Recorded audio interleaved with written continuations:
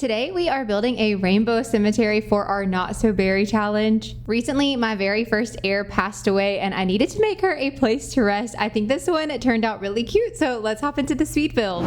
We are building this cemetery in the world of Brindleton Bay where the museum usually goes next to the lighthouse. I thought this was actually a really pretty place for this, and I personally don't get any use out of the museum lots, so I love this location for the cemetery. And it's a 30 by 30, so it's a little bit bigger than usual without being absolutely massive. But you can see now we're laying out 10 plots. So the way that we're doing this is it's going to be a rainbow flower around the outside of the actual building where they'll hold the service and the reception, I guess if you can call it that. And then each zone will have the flower color of the generation of Not So Berry. So if you've never seen the Not So Berry challenge before, it's led by colors. So the first one is mint, the second yellow, the third rose, and so on and so forth. But each color of the generation kind of helps determine what traits they'll have and like what you'll do. I'll link the challenge rules and everything in the comments below in case you haven't ever heard of it and you're interested in trying it for yourself. It's such a fun challenge. It is one of my favorite Sims 4 Legacy challenges, so I would love to know your favorite Sims 4 Legacy challenge in the comments below too. But about the build, I really wanted it to have everything you needed to have a funeral service, and I think I accomplished that. You're not gonna see some of it in the build because I forgot it. I wanted to add in a buffet table so we could have a place for your Sims to serve food. I wanted the candle for them to light. I wanted instruments for them to play. So I think everything that you may possibly want or need to do at a funeral, this lot has it. And that was the main goal of this lot, was for anybody to be able to have their funeral services here. So while I did build this specifically for my Not So Berry challenge, other than the fact that the colors are Not So Berry, I think anyone can use this, and they're not aggressively Not So Berry. The only thing that is very Not So Berry colored is the flowers at each grave site. The inside of this building I decided to keep super neutral, and that's because I want to have all of my funeral services here. So I just wanted to be able to change the main flowers out front or on the casket to make it more suited to whatever generation had passed away. So this is kind of a forever cemetery slash funeral service area, was kind of how I was thinking about it. But right now we're kind of getting the layout inside. We do the outside first, but I did want to make sure that the building size and everything was working for us before I started to landscape all of outside, and then realized that I needed to change the building size. So the way that this is going to work is downstairs is where the funeral service will take place. We've got the casket in the back. We've got the little memorial. I have the candle that your Sims may need to light on a table in the back before it's all over with. And then upstairs, I have a small stage where we'll have a band and reception area. And that's where I include a bar and a buffet table as well. But now we're getting to what I think is the most fun part of this build, and that is the landscaping. So you can see this is the mint generation. I think mint is more of a green color.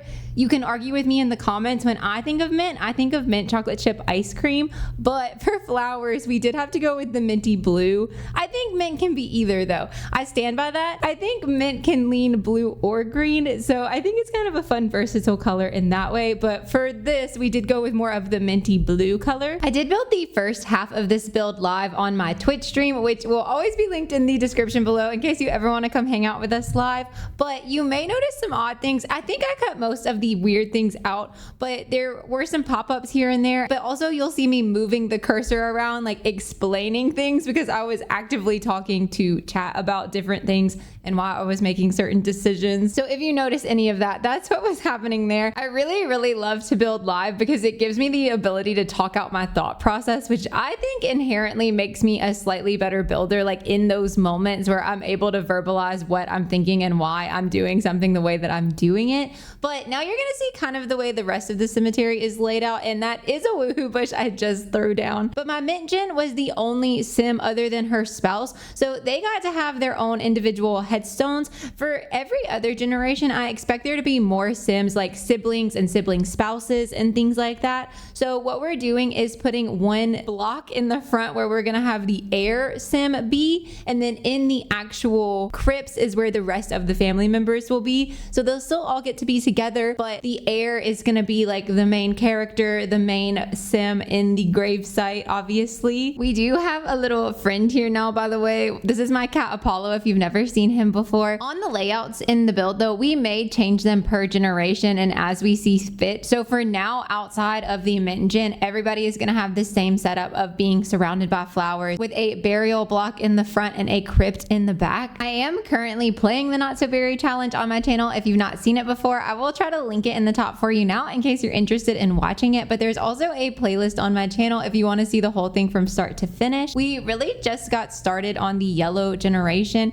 and that was actually my tracker that just popped up on the screen. That tracker is by Rosanna TXT. I highly recommend her Notion trackers. I use her Notion trackers for Not So Berry and my 100 baby challenge. But back to this build again. I'm sorry, I keep getting distracted today. So we just did the gray in the back, and for the gray generation I did white because there's not really gray flowers. I'm actually really nervous to move on to the gray generation because I'm currently on yellow, like I said, but gray seems like such a hard color to build with and work with because it's so flat.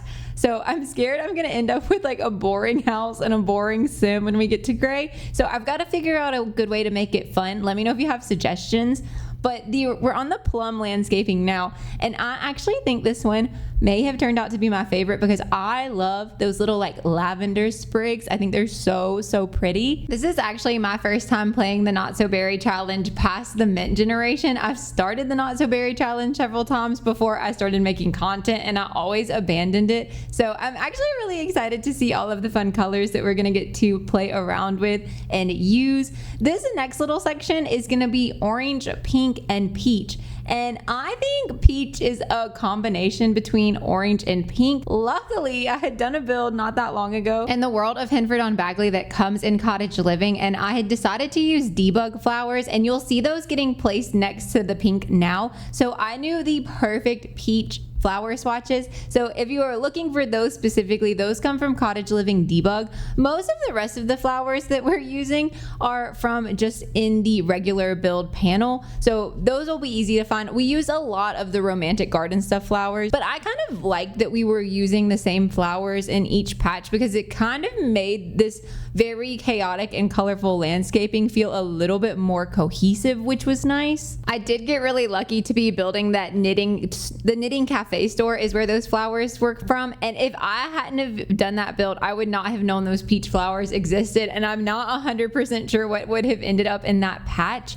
But speaking of cohesion, at this point I'm trying to decide if I want to mix and match colors on the actual crypts and the actual slab stones, and we ended up deciding not to do that. So I make them all the exact same colors, and I am a lot happier with that personally. I think it's easier on the eyes and less chaotic. I think we're getting enough colors in this build with all of the flowers that we didn't really need the colors in some of these other spaces. We are on a green now though, and there really aren't such a thing as green flowers as it turns out. So this one is just a lot of greenery. I use a lot more ferns and trees and things like that to help make it seem a little bit more green than most. And now we are doing our last one, which is blue. I really wanted to make sure that this blue didn't look like the mint blue, so I was trying to pick darker, more muted swatches of blue. It almost looks more indigo than it does like this bright minty blue. And then now we're adding in our terrain paint, which was a mistake because this terrain paint will delete itself. You'll only see me do it once, but what happened is I did this first part on stream where we did all of the exterior of the build, and then later I came back and did the interior of the build, and when I loaded back in to do the interior of the build, the terrain paint was completely gone. So I did leave this in because I pretty much went through the same process of the terrain paint the second time around, but you will notice that that does disappear, so don't fret. I do put it back before it goes up on the gallery. But the way I decided to do their terrain paint here is we went in with a stone path over everything, and then I came back in with that dark dirt brown, and then we used that to kind of outline where the fence would be. We put it under the crypts, under the plants, and just kind of helped give that stone just a little bit of dimension. But now we're finally working on the exterior, and you may notice, but we're kind of matching our exterior to the crypts a little bit. We got the same color roof. We're using a lot of this like black and white window. I used a lot of windows from Strangerville. I thought they were perfect for this build. I personally love the matchy, but if you don't like the matchy, but you like the build generally speaking, obviously feel free to change your stone and roof colors. Obviously modify however you see fit. But now we're doing these little patches in the front of the build and adding some things to try to make this have more dimension. This is a very flat, very square build, so we have to add dimension and textures in other ways. So we're doing that by adding obviously some wood floor on the front. We're adding some window boxes. I added some fences on the top and then on the base. And by the time we got all of that added in, it was feeling a lot better to me. I was kind of scared it was gonna just come off very flat and that was just what I was gonna be stuck with. But I think in the end it came out okay. We are heading to the back of this build now, where I needed to get some trash cans and then kind of connect the stone path to everything. At this point, I've not actually changed the stone path to what it's gonna be. And we end up going with this one from base game, which I think ends up being really cute. And we found the matching color. So it looks like it is kind of an extension of the main path that goes all the way around, which I thought was adorable. I keep hopping around. Where am I at? I thought we were doing the backyard and now we're back in the front. So in the front, I wanted to bring in all the flower colors from all the patches, which is a little chaotic. Okay, I can admit that. So the first 5 are on the left side and then the back 5 are on the right side, and it's a little much, but it's very not so berry, I think. So I really like that. And apparently I'm not going back to the back patio, and now we are doing bushes all the way around the whole build, which I think really helped this build come together. I did struggle very strongly to add trees. Let me know if this is just a me thing. I have the hardest time adding trees into builds sometimes, and especially builds like this where everything is so filled out. There's not like a lot of space to add trees. Like, where do you put your trees? I end up putting some, I don't know if they're well placed, but they're there. I feel like if I do it like this, I just end up with a tree in every corner, and that's just not giving what you want it to give. It's like, feels like a build and less like a natural occurrence when you do it that way. So I was trying to find a way to make the trees not be in the 4 corners of the lot, but with also giving some definition and height in the back of the lot. It was kind of a struggle. I should probably place my trees earlier in the build and then build around them, but I find it difficult to build when trees are already placed. Like, I like to work with a very flat lot at first and then add in like the things that hang over and give height after. So that's my preferred method, but I don't know if it's a good one. But now we are back at the back patio finally, and I added in a little seating table and then also chess tables. The chess tables don't stay. At some point, now that we're in the inside, I come across something from Romantic Garden and decide to put in the Romantic Garden fountain. I don't use that much for gameplay, but I think it could be fun to use for gameplay, so I did want to have it somewhere. And we are officially and fully on the inside now. This part was not done on stream. I did it by myself, so it's gonna go by a little bit quicker because there was no extra chatter or anything like that. I do kind of struggle with the color scheme in this part of the build. I very much wanted it to remain neutral, but we had the white windows and some black accents in those windows, and then the brown floors from Life and Death, and trying to make all of those colors mesh together without it being too stark or too dark was kind of difficult. I do think we get there in the end, but it was a bit of a struggle. I cut out some of the indecisiveness, but I left in a lot of it because this isn't too long of a speed build. We also end up deleting the curtains that I have hung up now because I don't know why I ever picked those to begin with. I end up with the Modern Luxe because I found the way to kind of make all of the colors combine was with a gold amber color, and then it kind of helped made it feel a lot more cohesive and a lot more intentional. I also struggled with the stair railing because of the stair rail glitch. We encountered a couple of glitches in this speed build, but I'm usually pretty fortunate with the glitches, so it was okay. We do end up with a bathroom both upstairs and downstairs, but I don't show those in the build. After we're done with the speed build, I am gonna go in and tour it, so I will show you those then. But bathrooms are pretty boring, so I didn't really feel the need to leave them in this build. Oh yeah, I also added a cannon in. I don't know what you'd use that for, but it did specifically come with life and death, so I kind of felt like maybe I should toss it in. But now you're seeing that amber rug come through, and this is where the color scheme starts to make sense to me.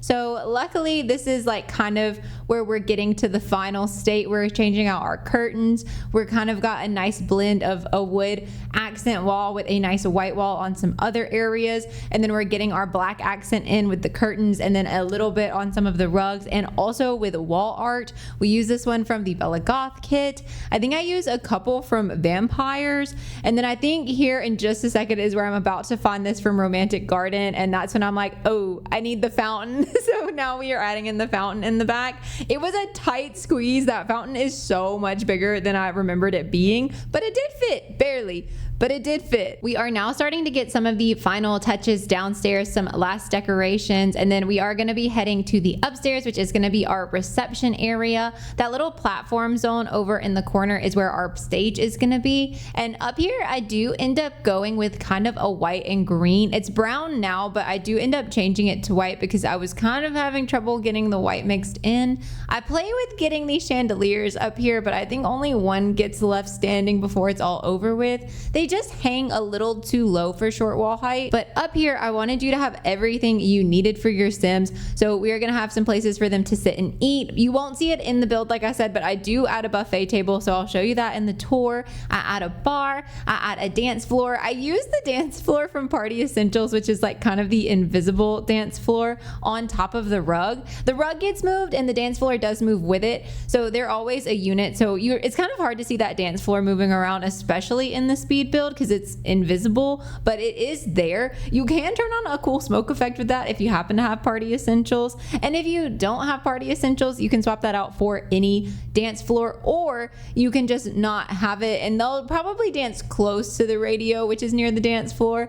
I just liked the idea of making them all congregate on the rug to dance, so I kind of left that as an open space. But we're bringing in the same curtains, and now here is where the walls are turning white, and I think that helped the color cohesion a little bit. I know I said I kept it neutral, but to me green is a neutral. Green is by far my favorite color. If you've watched me build for any amount of time, I'm sure you know that. And this pretty emerald green is so lovely, and this rug had that perfect gold color in it, so I just couldn't pass it up. But we are very quickly approaching the end of this speed build. We're getting final touches now, and I do change a few things off camera after the fact, so I'm gonna go ahead and hop into the game now and I'll give you a full tour of this build. I built our cemetery lot in Brindleton Bay over here by the lighthouse, and here is a look at that full build complete. We did end up with some extra trees in the front, and then I went ahead and decorated it for my Mint Gin funeral, so I added these little flowers at the end, and you can obviously change the colors to fit whatever funeral you're looking to throw, but these kind of have a minty flower in there. Below the steps and on the porch I have some more flowers like that.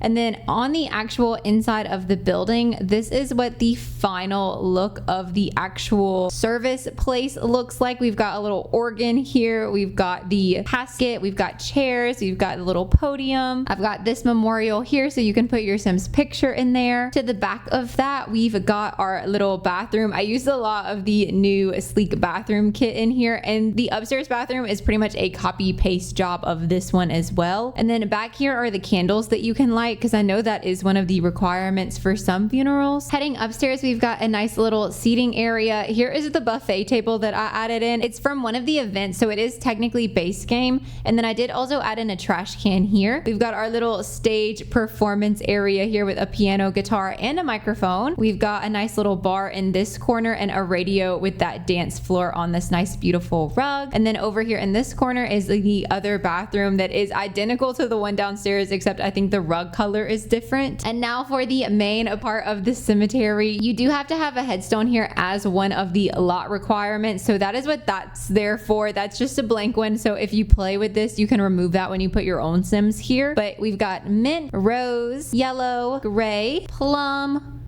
orange, and pink over here. We've got peach, green, and blue. And I love how symmetrical this whole thing is. Even in the back, gray and pink, the landscaping goes almost exactly the same. And then same for this plum and orange one. And I just love that so much. In the back of the lot, we've got a small seating area, some outdoor trash cans, and this fountain from the Romantic Garden Pack. And I think this is a perfect family cemetery, whether you're playing Not So Berry or not. I hope you like it. I hope you think it turned out well. I did go ahead and add that on the gallery for you in case you're interested in using this for your own family or your own Not So Berry legacy. It's called the Not So Berry Cemetery, and I do use hashtag PlumeriaPlay to give you an easier time finding it. If you made it this far in the video, comment a headstone emoji in the comments below for obvious reasons. Let me know if you've got anything else you want to see me build. As always, thank you guys so much for watching. I hope you have the best rest of your day, and I will see you in the next one.